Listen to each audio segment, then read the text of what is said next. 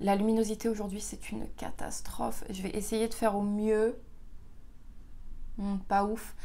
Mais dans tous les cas, tant pis, on va faire avec parce qu'il faut que je filme et que c'est déjà la deuxième fois que je filme cette vidéo, étant donné que quelqu'un ici n'avait pas branché son micro.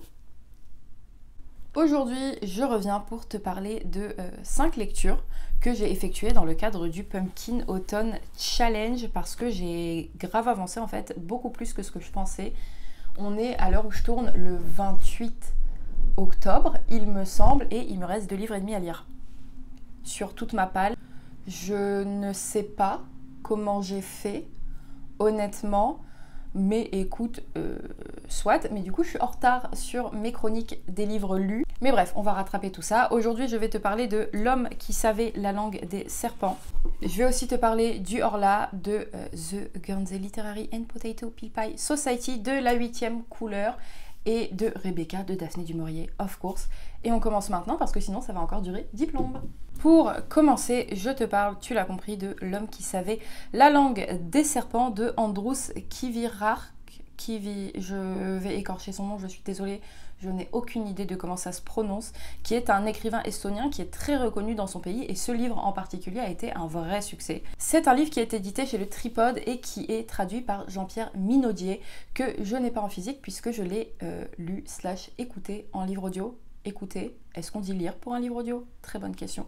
Mais qu'en tout cas j'ai écouté et que j'ai fini il y a un petit moment parce que là aussi je pensais que je prendrais beaucoup plus de temps à l'écouter et au final c'est passé très vite parce que quelle chouette découverte. C'est un livre qui me faisait envie parce que le titre, la couverture, je t'ai dit vraiment le réalisme magique, un récit comme ça qui s'ancre dans une réalité historique à laquelle on vient ajouter des éléments magiques, loufoques, comiques, ça marche à tous les coups sur moi et là ça a très bien fonctionné. Ce récit il prend place en Estonie, dans la forêt, où on rencontre Lemet, qui est un jeune garçon et qui est l'un des derniers de son peuple en fait à maîtriser ce qu'on appelle la langue des serpents. La langue des serpents, c'est un langage qui se traduit par une espèce de sifflotement et qui permet aux hommes et aux animaux de communiquer, donc principalement avec les serpents et ensuite avec les autres animaux, ce qui leur permet de vivre dans une harmonie plutôt tranquille.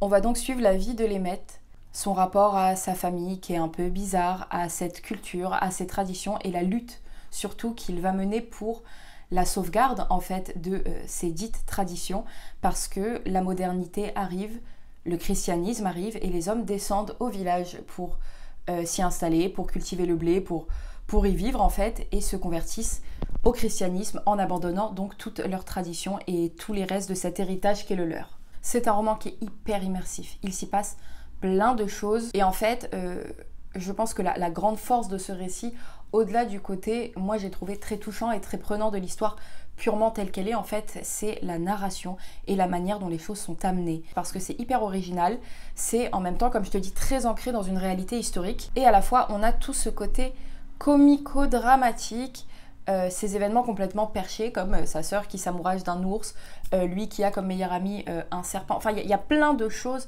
qui sont très décalées et qui donnent une légèreté à ce roman qui est au fond très grave et qui soulève des thèmes en fait très importants et qui sont très lourds de sens.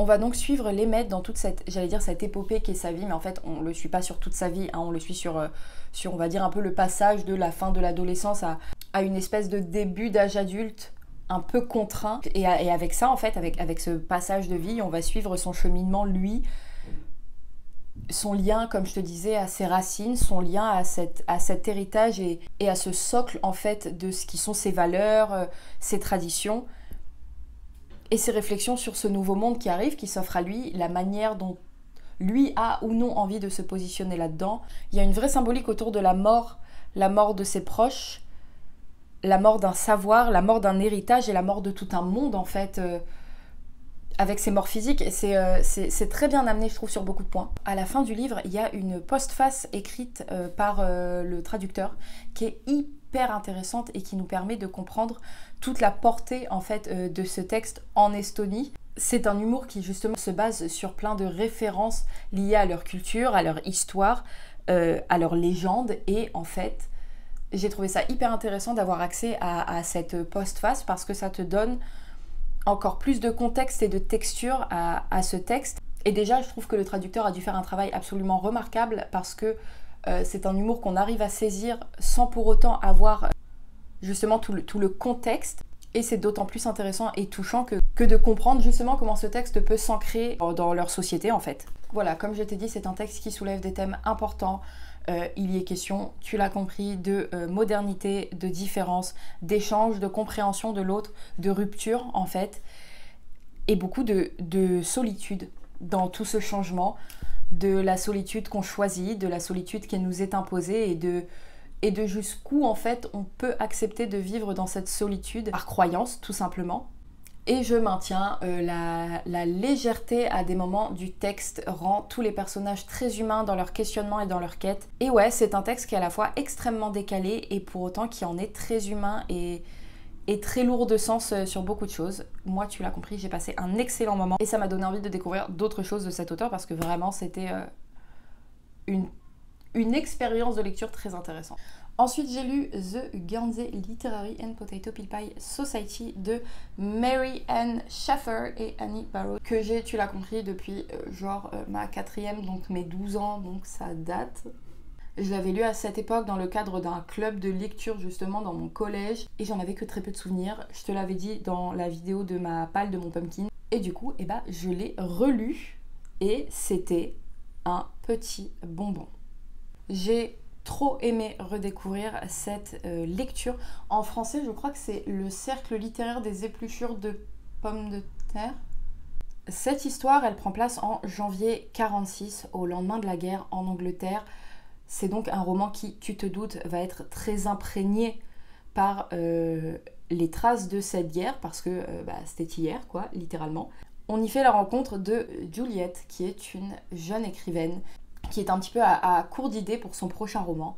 Un jour, elle reçoit une lettre d'un certain Downsy Adams, une lettre que lui écrit cet inconnu pour lui expliquer qu'il est en possession d'un livre qui lui aurait appartenu et qu'il est tombé fou amoureux de cet auteur et pour lui demander tout simplement si elle est en mesure de lui procurer ou si elle sait s'il existe d'autres titres de cet auteur, un peu brouillon mais je pense que tu as compris, parce que cet homme habite sur l'île de Guernsey, que c'est en fait compliqué pour lui de se procurer d'autres livres. Bref, de là commence une correspondance et Juliette va découvrir au fil des lettres qu'un club de lecture très particulier rapproche nombreux des habitants de cette île. Elle va commencer à échanger avec l'un, puis avec l'autre, puis avec quasiment tous les membres de ce club qui s'appelle donc The Guernsey Literary and Potato Peel Pie Society. Et elle va se prendre d'intérêt pour ce club de lecture très spécial qui a été créé justement pendant la guerre sous l'occupation allemande. Et elle va y voir potentiellement les prémices de sa prochaine histoire. Je sais pas si je te l'ai dit pour l'instant, mais c'est un roman épistolaire et c'est un roman épistolaire extrêmement bien fait. Moi j'adore les romans épistolaires et là c'est fait avec brio parce qu'il y a beaucoup de personnages. On a les lettres et de Juliette et de certains de ses amis, puis de tous les protagonistes qu'elle va rencontrer sur cette île. Et pour autant on ne s'y perd pas du tout. Les personnages sont très bien faits, très entiers, très complets. On les reconnaît très vite, même si ce sont des lettres. Donc en haut des lettres, il y a écrit « from nanana to nanana ». Donc globalement, tu sais de qui qu'on parle. Mais quand bien même, on ne se mélange jamais les pinceaux dans les différents personnages, y compris dans les personnages qui ne sont pas présents, mais qu'on évoque simplement. Tout le monde a une vraie personnalité et tout le monde a tellement de matière autour de son personnage que ça les rend déjà tous extrêmement attachants. C'est très limpide dans le déroulé de l'histoire, l'avancée est hyper cohérente. Et ce que moi j'adore dans les romans épistolaires, outre le fait qu'on ait différents points de vue, c'est le côté déjà très intime de la lettre. Je trouve qu'il y a quelque chose de très personnel. On ne s'adresse pas dans une lettre comme on parlerait dans une conversation normale. Donc je trouve que tout de suite il y a une intimité qui se crée et en plus de ça, ça laisse place à l'imagination parce qu'on n'a pas forcément toujours toutes les réponses à toutes les lettres envoyées. Et je sais pas, tout ça, je trouve que ça apporte une certaine magie et en tout cas beaucoup de charme à ce roman dont l'écriture est déjà très charmante, elle est très élégante,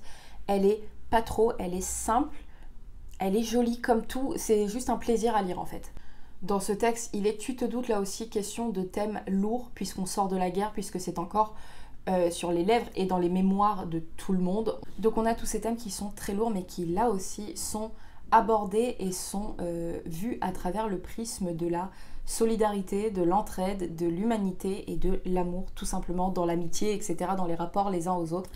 C'est un très beau texte, c'est très touchant en étant très simple, je trouve. C'est juste beau, quoi. On les aime tous.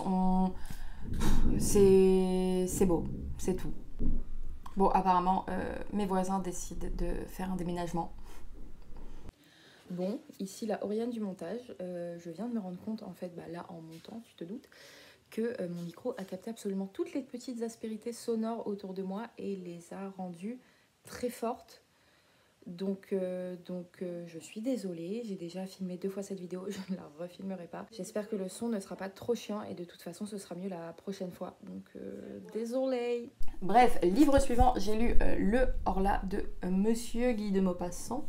Of course, j'aime beaucoup les nouvelles de Maupassant, donc je savais que dans l'idée, je partais un peu dans une valeur sûre et ça a été le cas. J'ai lu 3 nouvelles.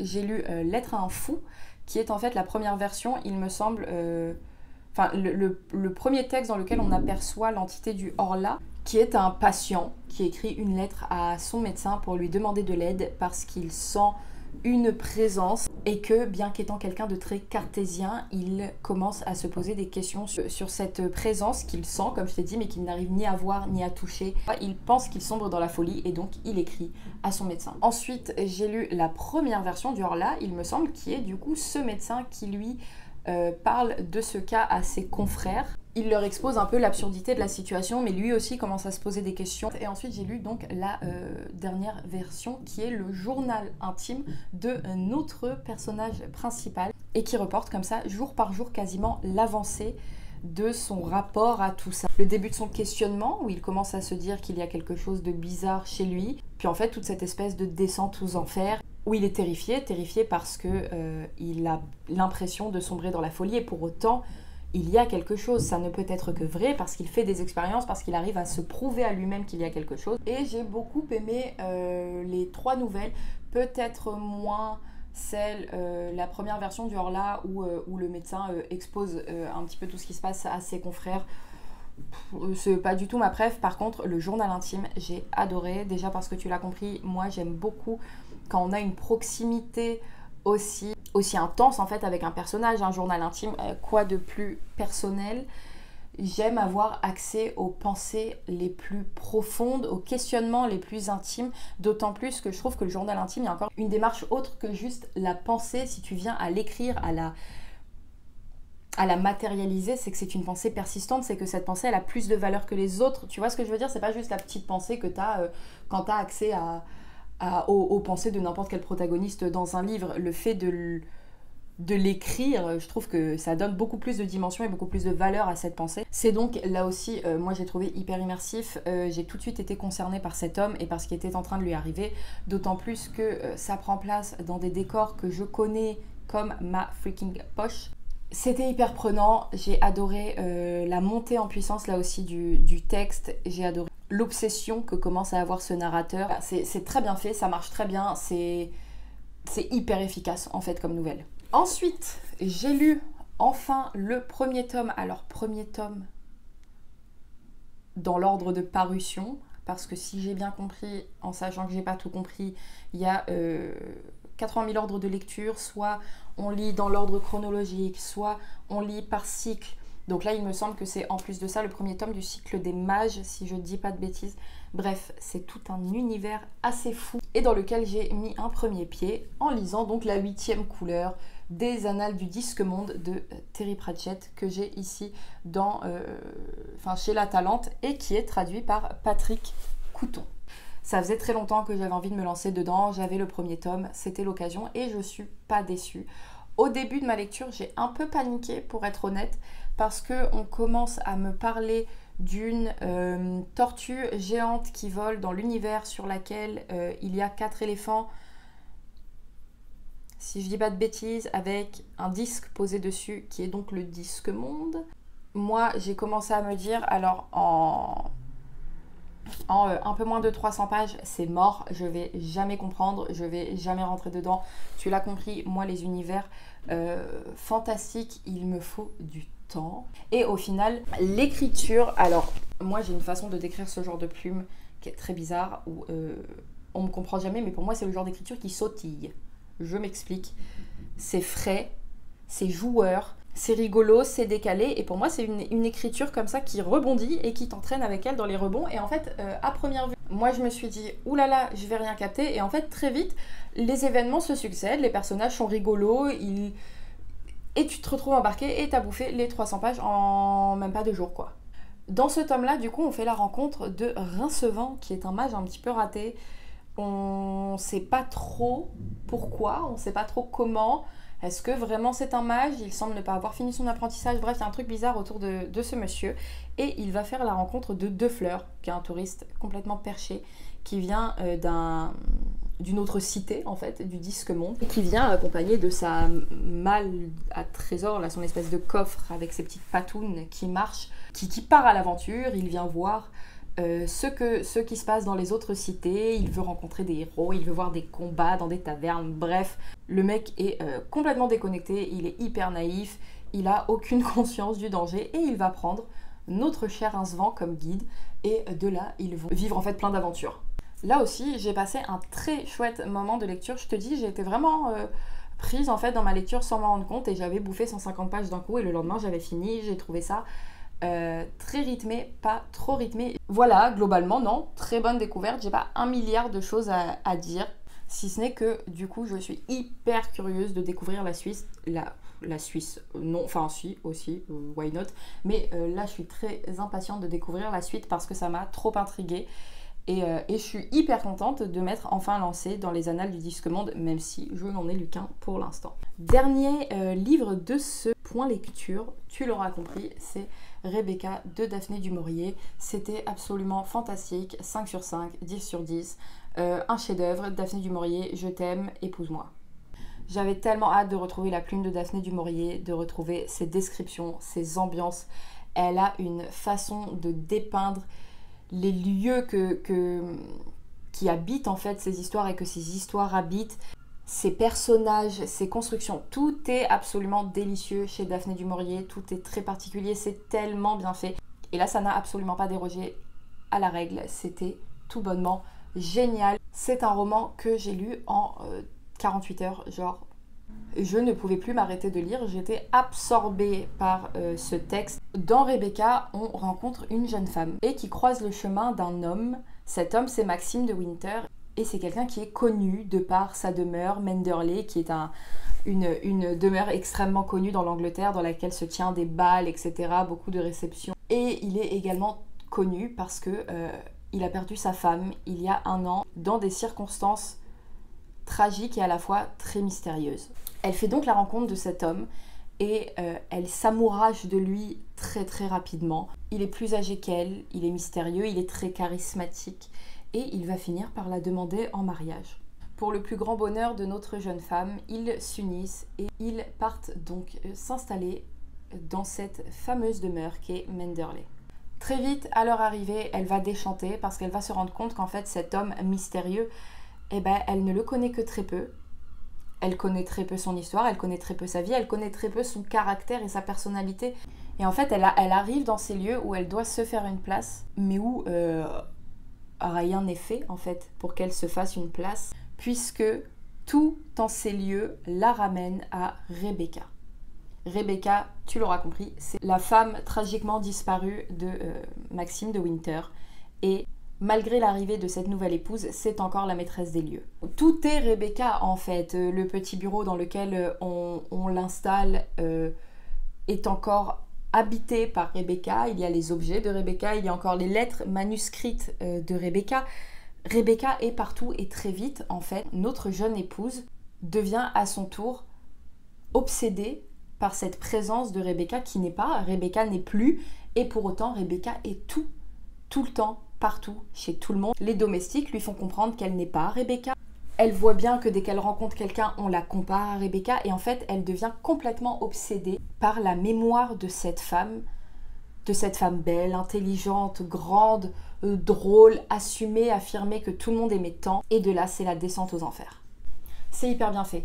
Tu t'en doutes, moi je te dis, j'ai trouvé ce texte absolument parfait, je n'ai rien à redire. La manière dont la présence de Rebecca s'installe et devient de plus en plus pesante et où on a envie, en fait, on a de la peine pour cette jeune femme qui essaye de faire sa place et qui pour autant n'y arrive pas et en même temps on a envie de la secouer, de lui dire mais libère-toi, affirme-toi. Enfin il y a des moments où j'étais en mode mais meuf, allô, fais quelque chose, tu vois. Et pour autant à d'autres moments j'avais la boule au ventre, j'étais mal pour elle parce que c'est terrible de vivre à ce point dans l'ombre de quelqu'un d'autre, de n'exister que parce qu'on est la nouvelle.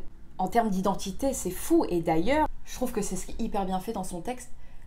Le texte lui-même parle de Rebecca. La jeune femme, on dépeint très peu son caractère, on dépeint très peu qui elle est, ce qu'elle aime pas. On connaît à peine son prénom, alors que Rebecca est partout. On connaît Rebecca, enfin on a l'impression du moins de connaître Rebecca par cœur. Le titre même du livre est Rebecca. Enfin c'est hyper bien fait, c'est très très bien structuré, amené.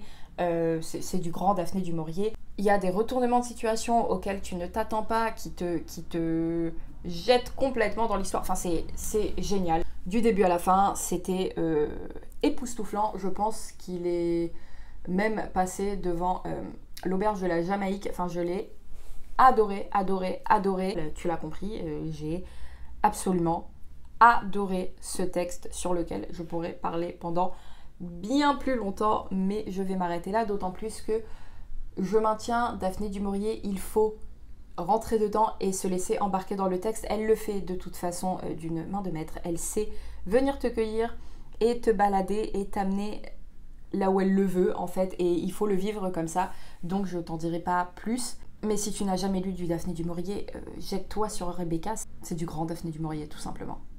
Voilà, j'ai réussi. À chaque fois c'est une épreuve, mais on a réussi, nous sommes venus à bout de cette vidéo. J'espère que ces avis lecture t'ont plu, que tu as peut-être découvert des titres. Si tu en as lu certains, n'hésite pas à me dire ce que toi t'en as pensé. Et voilà, je te retrouve de toute façon très bientôt pour te parler de mes autres lectures du Pumpkin, parce que il y en a eu pas mal entre temps. Encore une fois, j'espère que cette vidéo t'a plu. Merci de m'avoir accordé un petit peu de ton temps. Et d'ici la prochaine fois, tu l'as compris, comme d'habitude, prends soin de toi.